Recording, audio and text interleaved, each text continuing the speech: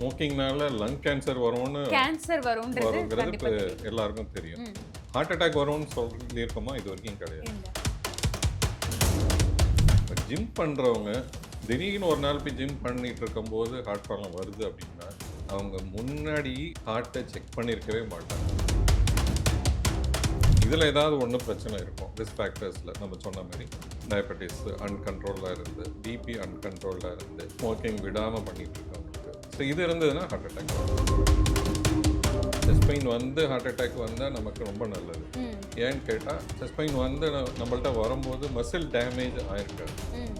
வேறு silent attack வருதுன்னா muscle டேமேஜோடு தான் எங்கள்கிட்ட வரும். ஒரு இடத்துல வந்து இப்போ நம்ம ஹார்ட்டு பம்ப் பண்ணுறோன்னு வச்சுக்கோங்க. அந்த பம்பிங் பண்ணும்போது அந்த பிளட் வெளியில் அயோட்டா வழியாக வரும் ஹோல் பாடிக்கு. இதேமாரி இந்த அரித்மியாங்கிறது பை பர்த்தில் அவனுக்கு ஏதாவது கரண்ட் கண்டக்ஷன் ப்ராப்ளம் இருந்து இது வரத்துக்கு வாய்ப்பு. திருடிட்டு கொஞ்ச நாள் கழிச்சு நான் தான் நல்லா பையனை மாறிட்டேனே அப்படின்னு சொல்கிற மாதிரி இருக்குது நீங்கள் கேட்குற கேள்வி. ஆனால் அது தப்பு. ஓகே. இது வந்து ஸ்மோக் பண்ணிட்டோம், எவ்வளோ வருஷம் ஸ்மோக் பண்ணியிருக்கோம் அப்படிங்கிறது முக்கியம். 10 இயர்ஸ் ஸ்மோக் பண்ணியிருந்தோன்னா 100% அந்த ஸ்மோக்னால ஹார்ட்டில் பிளாக் வரத்துக்கு அதிக வாய்ப்பு உண்டு. ஸோ முதல்ல நம்ம இன்ஜூரியஸ் டு ஹெல்த் அந்த ஸ்மோக்கிங் சிகரெட்டில் இருந்தும் எல்லாரும் குடிக்கிறாங்க. ஏன்னு கேட்டால் எல்லாருக்கும் என்ன தெரியும்னா ஸ்மோக்கிங்னால லங் கேன்சர் வருங்கிறது இப்போ கண்டிப்பா தெரியும். எல்லாருக்கும் தெரியும். ம். ஹார்ட் அட்டாக் வரும்னு சொல்லியிருக்கோமா? இது வரைக்கும் கிடையாது. இல்ல.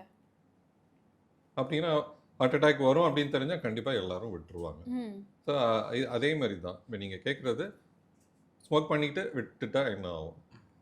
அது அந்த டைமில் போய் செக் பண்ணி பார்க்கட்டும். லைக் நான் சொன்ன மாதிரி எல்லா டெஸ்ட்டும் பண்ணி பார்த்துட்டு வருமா வராதான்னு தெரிஞ்சுக்கிட்டோம்னா, வராதுன்னு தெரிஞ்சுட்டா ஓகே நல்லது. அதுலேருந்து நீங்கள் வந்து ஸ்மோக் பண்ணாமல் விட்டுட்டு எக்ஸசைஸ் பண்ணிகிட்டே இருந்தீங்கன்னா ஃப்யூச்சர் நல்லாயிடும். ஓகே. இப்போ ஸ்லீப் பேட்டர்ன் மாறுறதுனால நம்மளுக்கு ஹார்ட் டிசீசஸ் வரதுக்கு வாய்ப்பு இருக்கா சார்? யா இப்போ ஒரு ஸ்ட்ரெஸ்ஸுன்னு சொல்கிறோம் பார்த்தீங்களா? ம். ஒழுங்காக அன்றைக்கி ஒரு 6 to 8 ஹவர்ஸ் ஒரு மனுஷன் தூங்கணும். அது தூங்கலை அப்படின்னா கண்டிப்பாக ஸ்ட்ரெஸ்ஸு இன்க்ரீஸ் ஆகும். அடுத்த நாள் ப்ரெஷரும் இன்க்ரீஸ் ஆகும். ஸ்ட்ரெஸ்னால அட்ரினல்னு பாடியில் ஒரு இது இருக்குது. அந்த அட்ரினல் லெவல் கூட கூட நமக்கு வந்து ஹார்ட்டில் உள்ள இரத்த குழாயில் இந்த இந்த பார்த்தீங்கன்னா இந்த குழாயில் சுற்றி உள்ளது பேர் எண்டோத்தீலியம் பேர். அந்த எண்டோத்தீலியம்லாம் வந்து இன்ஜுரி ஆகும். ஸோ அப்போ இந்த அட்ரினல் லெவல்னால இன்ஜுரி ஆகி அங்கே பிளாக்கு ஃபார்ம் ஆக ஆரம்பிச்சிடும். ஓகே. ஸோ நாள் அடவில் இதே மாதிரி நம்ம தூக்கமே இல்லை அப்படின்னா கண்டிப்பாக இந்த அட்ரினல் லெவல்னால எண்டோத்தீலியம் டேமேஜ் ஆகி அப்போ உங்களுக்கு பிளாக்கு அந்த இடத்துல உருவாகிட்டே இருக்கும். எதுவுமே சடனாக ஒரு நாள் வராது. ஒரு நீண்ட நாள் இதே மாதிரி பேட்டர்னில் இருக்கும் அப்படின்னா தான் 100% நமக்கு இந்த ஹார்ட் ப்ராப்ளம் வரும். சார் இப்போ இந்த அத்லெட்ஸ்க்கு அப்புறம் இந்த ஜிம்மஹாலிக்ஸ்க்குலாம் லைக் ரொம்ப ஜிம் பண்ணுறவங்க அத்லெட்ஸ்க்குலாம் வந்து ஏன் சார் ஹார்ட் அட்டாக் வருது? நான் பல முறை இந்த கேள்விக்கு ஆன்சர் பண்ணியிருக்கேன். எப்படின்னு கேட்டிங்கன்னா அத்லெட்ஸுக்கு 100% ஹார்ட் ப்ராப்ளம் வராது. இது நம்ம வராது. ஓகே. இது வரும்னு தெரிஞ்சால் நம்ம யாருமே அத்லெட்டுக்கு போகாமல் விட்டுருவாங்க. ஸோ நம்ம சொல்லும் போது கேர்ஃபுல்லாக தான் இதை பற்றி நம்ம பேசணும். எல்லா அத்லெட்ஸுக்கும் ஹார்ட் ப்ராப்ளம் வராது. ஆக்சுவலாக அத்லெட்ஸாக இருக்கவங்களுக்கு ஹார்ட் ரொம்பவே நல்லா இருக்கும். நம்ம எழுதியே கொடுக்கலாம் அவருக்கு ஹார்ட் 100% நார்மலாக இருக்கும்ன்ட்டு. பட் யாருக்கு வரும் அப்படின்னு கேட்டிங்கன்னா ஹார்ட் அட்டாக்கு அத்லெட்ஸுக்கு ஜிம் பண்ணுறவங்களுக்கு இவங்களுக்கெல்லாம் வராது. இப்போ ஜிம் பண்ணுறவங்க திடீர்னு ஒரு நாள் போய் ஜிம் பண்ணிகிட்டு இருக்கும்போது ஹார்ட் ப்ராப்ளம் வருது அப்படின்னா அவங்க முன்னாடி ஹார்ட்டை செக் பண்ணியிருக்கவே மாட்டாங்க. அதுவும் ஏஜ் ஆன பிறகு ஜிம்முக்கு போகும்போது ஹார்ட் செக் பண்ணிட்டு போனால் தான் நல்லது. இது எதுவுமே செக் பண்ணாமல் திடீர்னு போயிட்டு ஒரு எக்ஸசைஸ் பண்ணும்போது அது ஹார்ட்டுக்கு நமக்கு தாங்காது. ஸோ அதனால் ஜிம்முக்கு போனோன்னா கண்டிப்பாக 100% நீங்கள் செக் பண்ணிவிட்டு ஜிம்முக்கு போயிட்டீங்கன்னா ஹார்ட் அட்டாக் வராமல் தடுக்கலாம். அதேமாரி சில எக்ஸசைஸ் பண்ணுறவங்க football players, basketball players இவங்களுக்கெல்லாம் ஹார்ட் நல்லா தான் இருக்கும்.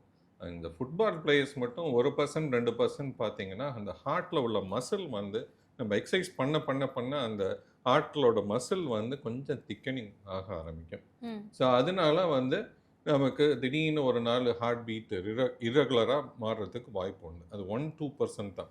நம்ம அதை போய் நம்ம கணக்கு எடுத்துக்கிட்டு இதனால விளையாடாமல் இருக்கணும் அப்படிங்கிறதெல்லாம் கிடையாது. அப்பப்போ நம்ம செக் பண்ணிக்கிட்டா ஹார்ட்டை கண்டிப்பாக தெரிஞ்சுக்கலாம்.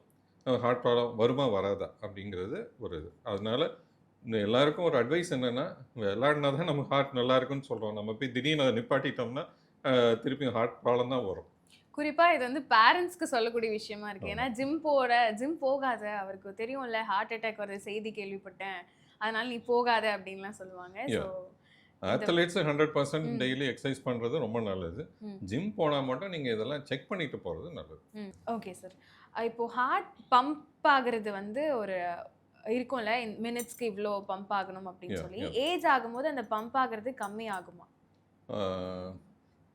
அதுவும் ஒரு மிஸ்கன்செப்ஷன் தான். லைக் எப்படின்னா, ஏஜ் ஆனாலும் 90 வயசு ஆகியுமே ஹார்ட் நல்லா தான் இருக்கும்.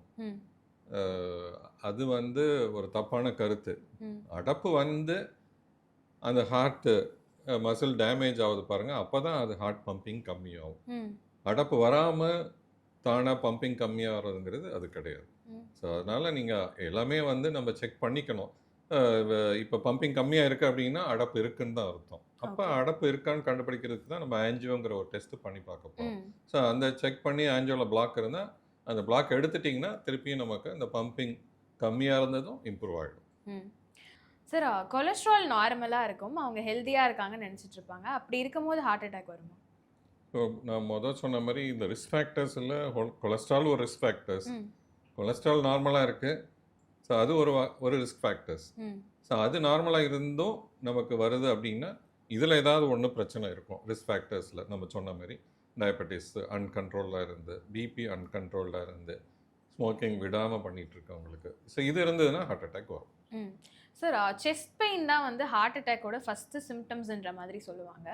பட் சில பேருக்கு வந்து அந்த செஸ்ட் பெயின் வராது அப்படின்னு இருக்குல்ல. ஸோ செஸ்ட் பெயின் வராமல் கூட ஹார்ட் அட்டாக் வருமா சார்? அதுதான் நம்ம ஃபஸ்ட்டு சொன்ன மாதிரி silent attack. Okay. Chest pain வந்து ஹார்ட் அட்டாக் வந்தால் நமக்கு ரொம்ப நல்லது. ஏன்னு கேட்டால் செஸ்ட் பெயின் வந்து நம்மள்ட்ட வரும்போது மசில் டேமேஜ் ஆயிருக்காது. வேறு சைலண்ட் அட்டாக் வருதுன்னா மசில் டேமேஜோடு தான் எங்கள்கிட்ட வருவாங்க. ஸோ மொதல் நாளே வந்திருக்கலாம், லைக் அதுக்கு 2 நாளைக்கு முன்னாடி வந்திருக்கலாம் சைலண்ட் அட்டாக். அப்போ வரும்போது பார்த்தீங்கன்னா மசில் டேமேஜ், அந்த ஹார்ட்டில் உள்ள மசில் டேமேஜ் ஆகிருந்ததுன்னா அது பேர் ஹார்ட் ஃபெயிலியர். ஸோ அட்டாக் வந்து ஹார்ட் ஃபெயிலியரும் நம்மள்கிட்ட வரும்போது இருந்ததுன்னா அப்போ ட்ரீட் பண்ணும்போது நம்மளால் முழுமையாக 100% இவருக்கு நான் நிவர்த்தி பண்ணி ட்ரீட்மெண்ட் கொடுத்து நல்லாயிடுவார்னு சொல்ல முடியாது. ஸோ அதனால் இந்த சைலண்ட் அட்டாக் வரத்துக்கு முன்னாடி நம்ம செக் பண்ணி, லைக் சுகர் உள்ளவங்களுக்கு தான் சைலண்ட் அட்டாக் வரும். ஸோ அதுக்கு முன்னாடியே கண்டுபிடிச்சிட்டு லைக் இன்வெஸ்டிகேஷன்லாம் பண்ணி பிளாக்கர்ஸ் நிவர்த்தி பண்ணிட்டோம்னா கண்டிப்பாக சைலண்ட் அட்டாக்கையும் நீங்கள் அவாய்ட் பண்ணிடலாம். சார், ஒபிசிட்டி இருக்கும், அவங்களுக்கு வந்து ஹார்ட் ப்ராப்ளம் வரும் அப்படின்னு ஒரு விஷயம் இருக்குது. ஒபிஸ் இல்லாமல் ஒல்லியாக இருப்பாங்க, ஆனால் அவங்களுக்கு கூட ஹார்ட் ப்ராப்ளம் வருது. நீங்கள் சொன்ன மாதிரி இந்த ஸ்மோக் பண்ணல, கொலஸ்ட்ரால் இல்லை, அவங்களுக்கு டயபெட்டிஸ் கூட இருக்காது. அப்படி இருக்கும்போது அவங்களுக்கு ஹார்ட் ப்ராப்ளம் வர்றதுக்கான ரீசன் என்னவா இருக்கும் சார்? ஓகே, சென்ட்ரல் ஒபிசிட்டின்னு சொல்கிறோம் பாருங்கள். சென்ட்ரல் ஒபிசிட்டிங்கிறது ஒபிசிட்டியாக இருக்கலாம், ஹார்ட் நார்மலாக இருக்கலாம். சென்ட்ரல் ஒபிசிட்டிங்கிறது பிளாக், அந்த கொலஸ்ட்ரால்லாம் உள்ள டெவலப் ஆகிறது. ஒரு வந்து பார்த்தீங்கன்னா குடல் ஃபுல்லாக கொலஸ்ட்ரால் சுற்றி சேர்ந்துருக்கலாம், அதேமாரி ஹார்ட்லேயும் கொலஸ்ட்ரால் சுற்றி சேர்ந்துருக்கலாம். ஸோ இந்த ஒபிசிட்டியில் 2 வகை இருக்குது. லைக் சென்ட்ரல் ஒபிசிட்டின்னு சொல்லுவோம். ஸோ அந்தமாதிரி உள்ள நிறைய கொலஸ்ட்ரால் டெவலப் ஆகிருக்கவங்களுக்கு தான் இந்த ஹார்ட் ப்ராப்ளம் வரும். அதே மாதிரி இன்னொரு இது நீங்கள் சொல்கிறீங்க, ஒல்லியாக இருக்கவங்களுக்கு ஹார்ட் அட்டாக் வருது, ஏன் ஒபிசிட்டி உள்ளவங்களுக்கு இல்லை, ஒல்லியாக உள்ளவங்க அப்படி அது என்ன அர்த்தம் அப்படின்னா, ஒல்லியாக உள்ளவங்களுக்கு வரணும் அப்படிலாம் கிடையாது. ஒல்லியாக உள்ளவங்களுக்கு நமக்கு ஹார்ட் ப்ராப்ளம் வருது அப்படின்னா அவங்களுக்கு ஸ்ட்ரெஸ் அதிகமாக இருக்குன்னு தான் அர்த்தம். ஸ்ட்ரெஸ்ஸு இல்லை அவங்களுக்கு டயபெட்டிக் இருக்கலாம், இல்லை ஹைப்பர் டென்ஷன் இருக்கலாம், ஏதோ ரிஸ்க் ஃபேக்டர்ஸ் ஜெனட்டிக்காக அவங்க அப்பா அம்மாவுக்கு இருந்திருக்கலாம். ஸோ அதனால் ஒல்லியாக இருந்தால் ஹார்ட் அட்டாக் வராதுன்னு ஒன்றும் கிடையாது. பட் இந்த ரிஸ்க் ஃபேக்டர்ஸ் எதாக இருந்தால் அவங்களுக்கும் வரும். பட் யாராக இருந்தாலும் நம்ம செக் பண்ணிட்டு வருமா வராதான்னு ஒரு 40 வயசுக்கு மேலே செக் பண்ணிட்டோம்னா 100% எல்லாத்துலேயுமே நம்ம தடுத்து வெளியில் வரலாம். சார், இப்போது ஒருத்தர் வந்து மர்மமாக இறந்துடுறாங்க, லைக் அவங்க ஸ்போர்ட்ஸ் பர்சனாக இருக்க மாட்டாங்க, அவங்க எந்த ஒரு ஆக்டிவிட்டீஸ்லையுமே ஈடுபட்டிருக்க மாட்டாங்க, எந்த ஒரு பேட் ஹேபிட்ஸுமே இருந்திருக்காது. அப்போ வந்து ஆட்டோமேட்டடாக என்னென்னா அவங்களுக்கு ஹார்ட்டில் ஏதாவது ப்ராப்ளம் இருந்திருக்கும், அதனால இறந்திருக்க வாய்ப்பு இருக்குது அப்படின்னு சொல்கிறாங்கல்ல, அது எப்படி சார்? அது இது பேர் நம்ம இன்னொரு வகையான ஹார்ட் ப்ராப்ளம், அரித்மியான்னு சொல்லுவோம். அரித்மியாங்கிறது கரண்ட் கண்டக்ஷன். இப்போ பிளாக்னு நம்ம பேசிகிட்டு இருந்தோம் இவ்வளோ நேரம், ஹார்ட் அட்டாக் வரும் இதெல்லாம். ஹார்ட்டில் மேலே உள்ள இரத்த குழாய் தமனின்னு சொல்லுவோம் பாருங்கள், அதில் அடப்பு இருந்து அந்த இடத்துக்கு டேமேஜ் ஆகிறது பேர் தான் ஹார்ட் அட்டாக். பட் அரித்மியாங்கிறது ஹார்ட்டுக்குள்ளரே கரண்ட்டு, இப்போ கரண்ட் இருந்தால் தான் ஹார்ட் இப்படி பம்ப் பண்ண முடியும். ஸோ அந்த கரண்ட்டில் வந்து ஒரு இர்ரெகுலாரிட்டி இருக்குது அப்படின்னா அப்போ அது பேர் அரித்மியான்னு பேர். அது வரும்போது சடனாக டக்குன்னு உயிர் இழந்துருவாங்க. அது பேர் கார்டியாக் அரெஸ்ட். ஸோ அதுலேருந்து நம்ம தப்பிக்கணும் அப்படின்னா இது யாருக்கு வரும் வராதுங்கிறது கண்டுபிடிக்கிறது ரொம்ப கஷ்டம். அன்லெஸ் அந்த கிடினஸ் ஹிஸ்ட்ரி நிறைய வாட்டி மயக்கம் வருது, திடீர்னு நான் வேலை செஞ்சுட்டே இருப்பேன் ஒரு மயக்கம் வருது அப்படின்னா ஓகே இது அரித்மியா அப்படிங்கிறத நம்ம ஒர்க் பண்ணி பார்க்கணும். அந்த செக்கப் பார்க்கும்போது ஏதோ ஒரு இடத்துல ஈஸி, இப்போ அதுக்குன்னு ஒரு டெஸ்ட் எல்லாம் நிறைய இருக்குது. ஸோ அந்த டெஸ்ட்டை பண்ணி பார்க்கும்போது உங்களுக்கு எங்கேயாவது ஒரு இடத்துல ஹார்ட் பீட்டு இர்ரெகுலராக இருக்கும். அதை வச்சு நம்ம கண்டுபிடிச்சி அதை ட்ரீட் பண்ணணும். பை பர்த் அதெல்லாம் கரண்ட் கண்டக்ஷன், அது ஒரு இடத்துலேருந்து கரண்ட் ஹார்ட்டில் கண்டக்ட் ஆகி கீழே வந்து ஹார்ட் இப்படி பம்ப் பண்ணணும். இதுக்கு இடையில எங்கேயாவது ஒரு எக்ஸ்ட்ரா கரண்ட் வருது நுழையுது, இதேமாரி ஹார்ட்லேயே சில இடத்துலேருந்து எக்ஸ்ட்ரா கரண்ட் வருது, அதெல்லாம் இருக்கும்போது அரித்மியான்னு சொல்லுவோம். இது தவிர ஹார்ட் ஒரு டேமேஜ் ஆகி அந்த இடத்துல ஸ்காருன்னு சொல்லுவோம், அந்த ஸ்கார்லேருந்தும் கரண்ட்டு சமயத்தில் வரும். ஸோ இந்த மாதிரி சில இதெல்லாமே இருக்குது. ஸோ நம்ம ஹார்ட் அட்டாக் வந்து ஸ்கார் வருதுன்னு வச்சுக்கோங்க, அந்த ஸ்கார்லேருந்தும் கரண்ட் வரும். ஸோ அப்போ அந்த கரண்ட் வந்து ஹார்ட் பீட் வந்து இர்ரெகுலராக இருக்கும். இது ஒரு வகை. பை பர்த்தே என்னென்னா மசில், ஹார்ட்டில் உள்ள மசில் ஒரு இடத்துல வந்து இப்போ நம்ம ஹார்ட்டு பம்ப் பண்ணுறோன்னு வச்சுக்கோங்க, அந்த பம்பிங் பண்ணும்போது அந்த பிளட் வெளியில் அயோட்டா வழியாக வரும் ஹோல் பாடிக்கு. அந்த வர இடத்துல அந்த பம்பிங் பண்ணி அந்த வேல்வு வர இடத்துல வந்து ஒரு மசில் வந்து திக்கனிங்காக இருக்கும். அது பேர் ஹைப்போட்ரோபிக் கார்டியோமைபத்தின்னு பேர், HOCMன்னு சொல்லுவோம்.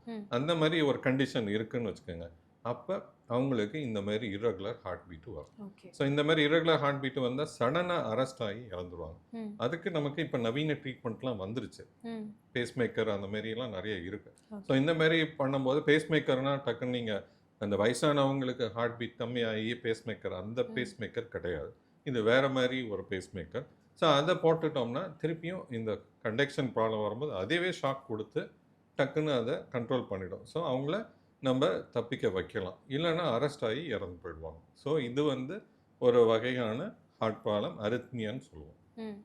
சார் இப்போ வந்து ஜென்ரலாக நம்மளுக்கு ஹார்ட் இந்த இப்போ 1 மினிட்க்கு இவ்வளோ தான் பீட் ஆகணும் இருக்கும், நிறைய பேருக்கு எக்ஸ்ட்ரா பீட் ஆகிற மாதிரி ஃபீல் ஆகும் சார். அண்ட் ரொம்ப ஹார்ட் ரைஸ் ஆகிற மாதிரி ஃபீல் ஆகும், ஹார்ட் பீட் வந்து ரொம்ப அதிகமாக பம்ப் ஆகிற மாதிரி இருக்கும்ல, அது வந்து நார்மல் தானா இல்லை அது ஏதோ சிம்டம்ஸ் காட்டுதுன்னு நம்ம எடுத்துக்கலாமா? ஓகே, இப்போ இது ஒரு அருமையான கேள்வி. எப்படின்னு கேட்டிங்கன்னா, நம்ம எல்லாரும் பால்பிட்டேஷன் சொல்லுவோம். பால்பிட்டேஷன் வந்ததுன்னா ஹார்ட் பீட்டு கூடுதுன்னு அர்த்தம். அந்த ஹார்ட் பீட்டை நார்மலாக 70 இல்லாமல் 100, 120 அப்படி வரும்போது படபடப்பு வரும். ஸோ இந்த படபடப்பு இருக்குனாலே நமக்கு 120 வரைக்கும் போனால் அது நார்மல் தான். பட் அது வந்து ஸ்ட்ரெஸ் இல்லை, ஆங்ஸைட்டியில் நமக்கு படபடப்பு வருது. இது இல்லாமல் ஒரு அரித்மியான்னு நான் சொன்னேன் பார்த்தீங்களா, ஒரு ரீசண்டாக நிறைய வீடியோஸு வெளியில் வந்தது வைரஸாக. இது வந்து உடனே விளாண்டா பண்ணக்கூடாது. ஒரு டென்னிஸ் ஒரு சின்ன பையன் 17 வயசு பையன் திடீர்னு கீழே மயக்கம் போட்டு அப்படியே இறந்துட்டான். அது வந்து அது பார்க்கும்போது நமக்கு என்னன்னு தெரியாமல் இருந்தது. உடனே எல்லாருமே ஹார்ட் அட்டாக்னு குதித்து நம்ம பதில் சொல்லுவோம், இல்லை அது கிடையாது. இதேமாரி இந்த அரித்மியாங்கிறது பை பர்த்தில் அவனுக்கு ஏதாவது கரண்ட் கண்டக்ஷன் ப்ராப்ளம் இருந்து இது வரத்துக்கு வாய்ப்பு உண்டு. அந்த மாதிரி திடீர்னுட்டு ஒரு ஸ்டிமுலேஷன் ஆகி அரித்மியா அந்த இர்ரெகுலர் பீட் வந்து சடனாக மயக்கம் போட்டு கீழே. பட் இது எல்லாத்துக்கும் ஒரு அறிகுறின்னு ஒன்று முதவே இருக்கும். எதுவுமே லைக் சினிமாவில் வரும்போது டக்குன்னு இப்படின்னு நம்ம அப்படின்னு கையை பிடிச்சிட்டு கீழே ஒரு மாதிரிலாம் கிடையாது. ஒரு வார்னிங் சிக்னல் எப்போதுமே எல்லாத்துக்குமே வரும். அந்த வார்னிங் சிக்னல் என்னன்னு கேட்டிங்கன்னா, இந்த மாதிரி அரித்மியா அப்படிங்கிற பேஷண்ட்டுக்கு வந்து முதவே மயக்கம் வரத்துக்கு வாய்ப்பு உண்டு. மயக்கம் வந்து கீழே விழுவுறது, சின்கோப் அது பேர். இந்த சின்கோப்பை வந்து கான்சியஸ் இல்லாமல் கீழே விழுவுறாங்களா அப்படிங்கிறது தான் முக்கியம். கான்சியஸோடு இருக்காங்க அப்படின்னா அது வேறு ட்ரீட்மெண்ட்டுக்கு போயிடுவோம், வேறு நியூரோ காசாக இருக்கும், இஎன்டி காசாக இருக்கும், ஏதாவது ஒரு காரணமாக இருக்கும். மயக்கம் போட்டு கீழே விழுந்துட்டாங்கன்னா ஃபஸ்ட்டு ஹார்ட்டை நம்ம எவாலுவேட் பண்ணிவிட்டு அப்புறம் நியூரோக்கு போகணும். அதுதான் ஆல்வேஸ் கரெக்டான இது. ஸோ இது தவிர நமக்கு ஹார்ட் பீட்டு நம்ம நார்மல் 70ன்னு சொன்னோம். அடுத்தது 110, 120 வரைக்கும் போனால் ஆங்ஸைட்டினால டக்கிகார்டியான்னு சொல்லுவோம். இதுக்கும் மேலே போகுது 140, 150 போகுது அப்படின்னா அது பை பர்த்லேயே ஹார்ட்டில் ஒரு சில இடத்துலேருந்து ஹார்ட் கண்டக்ஷன் எக்ஸ்ட்ராவாக வந்து 140 160 போனால் அது பேர் தான் நம்ம இந்த அரித்மியான்னு சொல்லிட்டு இருக்கோம். ம். ஸோ இதுக்குன்னு நம்ம சில டெஸ்ட் எல்லாம் நிறைய இருக்குது. இதை வச்சு நம்ம கண்டுபிடிச்சிட்டு அதை ட்ரீட் பண்ணிட்டோம்னா நம்ம அதுலேருந்து, ஏன்னா அதுவுமே ரொம்ப டேஞ்சரஸ் தான் அந்த அரித்மியாங்கிறது. ம். ஸோ 120க்குள்ளார வந்துருச்சுன்னா ஆல்வேஸ் ஓகே, அது வந்து ஆங்ஸைட்டினால வருது அப்படின்னு சொல்லி முடிச்சிடலாம். அதுக்கு மேலே போகுதுன்னா 100% நீங்கள் போய் செக் பண்ணி பார்த்துட்டு அதுக்கு வைத்தியம் பண்ணிட்டா நல்லது. சார் இப்போ ஹார்ட் அட்டாக் அப்படின்னு எடுத்துக்கிட்டோம்னா என்ன ஏஜ்ல வருதுன்றதை நம்மளால சொல்ல முடியல. பட் இந்த சிம்டம்ஸ் வந்துச்சு அப்படின்னா உங்களுக்கு ஹார்ட்ல ஏதோ ப்ராப்ளம் இருக்கு அப்படின்றத என்ன சிம்டம்ஸ் வச்சு சார் நம்ம தெரிஞ்சுக்கலாம்? பேசிக்காக நான் சொன்ன மாதிரி லைக் செஸ்ட் பெயின் ம். Very common. ம். அது எல்லாருக்கும் செஸ்ட் பெயின் அது லெஃப்டில் இருந்ததுன்னா ஆமா. ஹார்ட் ப்ராப்ளம் அப்படின்னு சொல்லிடுறோம். அதேமாதிரி ரைட்டில் இருந்தால் ஹார்ட் இல்லைன்னு சொல்கிறோம். ம். அது பெயின் வந்து இங்கேருந்து இங்கே ரேடியேட் ஆகுதுன்னா ஹார்ட் பெயின்னு சொல்கிறோம். இங்கே கூட வரும். பல்லு வலி, சில பேர் பல்லு வலிக்கு டாக்டர்கிட்ட போவாங்க. அது பல்லுனால அப்படின்னு போய் அவர் பல் டாக்டர் என்ன சொல்லுவார், இல்லை அது ஹார்ட் ப்ராப்ளம்னு அனுப்பி விடுவார். ம். ஸோ அதனால அதெல்லாம் ரேடியேட்டிங் பெயின். இங்கேருந்து இங்கே பெயின், பல்லுக்கோ ஹெட் ஏக்கோ இந்த மாதிரியெல்லாம் ரேடியேட்டிங் பெயின். அதெல்லாம் வந்து நரம்பு நல்லா இருந்தால் தான் இந்த ரேடியேட்டிங் பெயினே வரும். ம். அதுதான் நம்ம டயபிட்டிஸில் நரம்பு தளர்ச்சி வந்துருச்சுன்னா அந்த ரேடியேட்டிங் பெயினும் இல்லாமல் வராது. இருக்கும். ம். ஸோ இது சிம்டம்ஸ்னு பார்த்துக்கிட்டிங்கன்னா ஃபஸ்ட்டு சிம்டம் என்னவா இருக்கும் அப்படின்னா ஈஸியாக கண்டுபிடிக்கிற ஒரு டெஸ்ட் இது. என்னன்னு கேட்டிங்கன்னா, நம்ம மாடி ஏறுறோம், ம். மூச்சு வாங்குது. நம்ம டெய்லி ஏறிட்டே இருப்போம், மூச்சு வாங்காது. ஒரு மாடி ம். ஏறும்போது மூச்சு வாங்குது அப்படின்னா அதுதான் ஃபஸ்ட்டு சிம்டம். ஓகே. ரெண்டாவது சிம்டம், ஒரு நடக்கிறோம், ரொம்ப தூரம் நடக்கிறோம், ஒரு நெஞ்சு அடைக்குது, அடைக்கிற மாதிரி தான் இருக்கும். ம். ஸோ அதுவுமே ஒரு ரெண்டாவது சிம்டம். ஓகே. மூணாவது, இப்போ சாப்பிட்டுட்டு வயிறு ஃபுல்லாக சாப்பிட்றோம், பெயின் வந்து செஸ்ட் பெயின் வருது, ம். ஒரு 30 நிமிஷம் கழிச்சு பெயின் வருது அப்படின்னா அது ஹார்ட் ப்ராப்ளம். ஓகே. நாலாவது, ம். வாக் பண்ணாலே நெஞ்சு அடைக்குது. ஸோ அது வந்து இப்போ ஒரு 100 மீட்டர் கூட நடக்க முடியல, ம். ஒரு 50 மீட்டர் நடந்தாலே எனக்கு அந்த அடைப்பு, நின்றுட்டு திருப்பி நான் நடக்கிறேன் ம். அப்படின்னா வேறு எதுவுமே கேள்வி கேட்க வேணாம், இது 100% ஹார்ட் ப்ராப்ளம் தான்.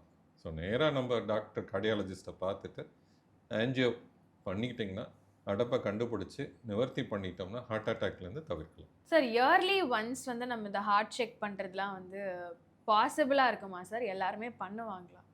நம்ம இந்தியாவில் அந்த வெல் செக்கப் கான்செப்ட் நமக்கு இன்னும் அவ்வளோவா வரல. ம். ஏன்னா நமக்கு எல்லாமே டைமே இல்லை.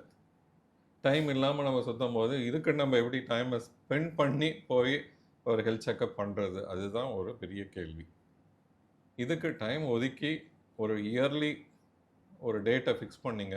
சரி, உங்கள் பர்த்டே அன்னைக்கு இந்த ஹெல்த் செக்கப் பண்ணணும் இயர்லி அப்படின்னு ஃபிக்ஸ் பண்ணிங்கன்னா 100% இதை பண்ணலாம். ஏன்னா நான் யாருக்குமே ஹெல்த் செக்கப்னு ஒரு லீவை போட்டு போய் பண்ணுவாங்களா? யாரும் பண்ண பண்ண மாட்டாங்க. மாட்டாங்க சார். ஸோ அப்போ ஒரு அதுக்குன்னு ஒரு இன்ஸ்டியூட்டில் ஒரு ஒர்க் பண்ணுற இடத்துல அவங்க ஒரு மேண்டேட்ரியாக நீ எல்லா இடத்துலையும் இருக்குது ஹெல்த் செக்கப் வந்து இன்ஸ்டியூட்லலாம் இருக்குது, பெரிய கம்பெனிஸ்லலாம் வச்சுருக்காங்க. நீ அதுக்குன்னு ஒரு அந்த கம்பெனி டாக்டர் இருப்பாங்க, இவர் ஃபுல்லாக செக்கப் பண்ணிட்டாரா அப்படின்னு அவங்க ஃபாலோ பண்ணிக்கிறாங்க. பெரிய கம்பெனிஸ்லாம் இருக்குது. வேற சின்ன கம்பெனிஸ், சில கம்பெனிஸில் வேலை செய்கிற இல்லாத மக்கள் என்ன பண்ணுவாங்க? ஸோ அவங்கெல்லாம் வந்து என்னென்னா இந்த மாதிரி ஏதாவது ஒரு டேட்டை ஃபிக்ஸ் பண்ணிக்கணும் வருஷத்தில். ஓகே, ஃபஸ்ட் அந்த இயரில் பண்ண முடியலையா, நெக்ஸ்ட் இயர் அட்லீஸ்ட் பண்ணணும். ஒரு 2 வருஷத்துக்கு ஒரு வாட்டி பார்த்துட்டோம் ஹெல்த் செக்கப்னாலே நிறைய வியாதிகள் நம்ம நாட் ஓன்லி ஹார்ட் கேன்சரோ எது வேணாலும் நம்ம கண்டுபிடிச்சி அதை ஃபஸ்ட்டே ட்ரீட் பண்ணிட்டோம்னா உங்களுக்கு எல்லாருக்கும் தெரியும் நம்ம அதுலேருந்து வெளில வந்துடலாம் அப்படின்னு. ஸோ ஹெல்த் செக்கப் வந்து ரொம்ப முக்கியம். நீங்கள் சொன்ன மாதிரி வெறும் இசிஜி எக்கோ எடுத்தால் ஹார்ட்டில் நல்லா இருக்குது அப்படிங்கிறதெல்லாம் கிடையாது. அதுக்கு மேலே ரிஸ்க் ஃபேக்டர்ஸ் இருந்தால் நான் சொன்ன மாதிரி சில டெஸ்டெல்லாம் பண்ணணும் ஹார்ட்டுக்கு. அதெல்லாம் பண்ணால் தான் ஹார்ட் அட்டாக் வருமா வராதான்னு கண்டுபிடிச்சி நம்ம ட்ரீட் பண்ணலாம்.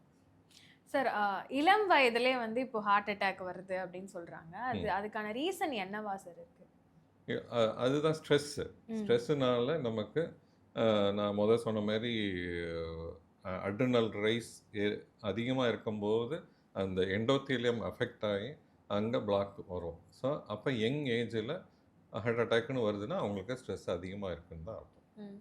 இப்போ ஹெல்த் செக்கப் பற்றி சொல்லிட்டு இருந்தீங்க. அவங்க ஏதாவது ஏஜ் லிமிட்லேருந்து நம்ம எடுக்க ஸ்டார்ட் பண்ணுமா, இல்லை குழந்தைங்கலேருந்தே வந்து ஹெல்த் செக்கப் பண்ணிக்கிறது நல்லதா ஹார்ட்டுக்கு? அபவ் 30 இயர்ஸ்லேருந்து பார்த்துக்கிறது நல்லது.